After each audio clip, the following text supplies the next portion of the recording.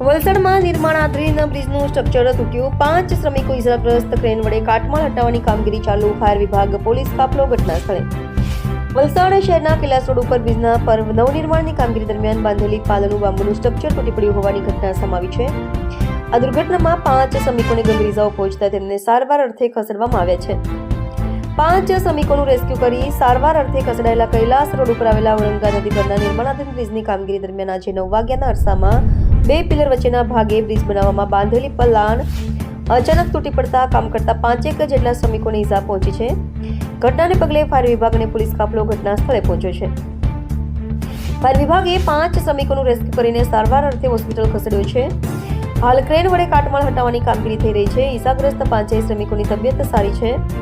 SP Valsad જિલ્લા police વડા યુવરાજસિંહ જાડેજાએ જણાવ્યું કે આજે સવારે 9:15 વાગ્યાના અરસામાં ઔરંગા નદી પર બની રહેલા ઓવરબ્રિજ માટે ગટર મૂકવામાં આવ્યો હતો, જેના લેવલિંગના કામ દરમિયાન સ્ટ્રક્ચરનો એક ભાગ સ્લીપ થઈ ગયો હતો। અહીં કામ કરી રહેલા 5 મજૂરોને રેસ્ક્યુ કરીને સારવાર અર્થે ખસેડવામાં આવ્યા છે, જ્યાં તેમની તબિયત સારી હોવાનું ડોક્ટરે જણાવ્યું છે।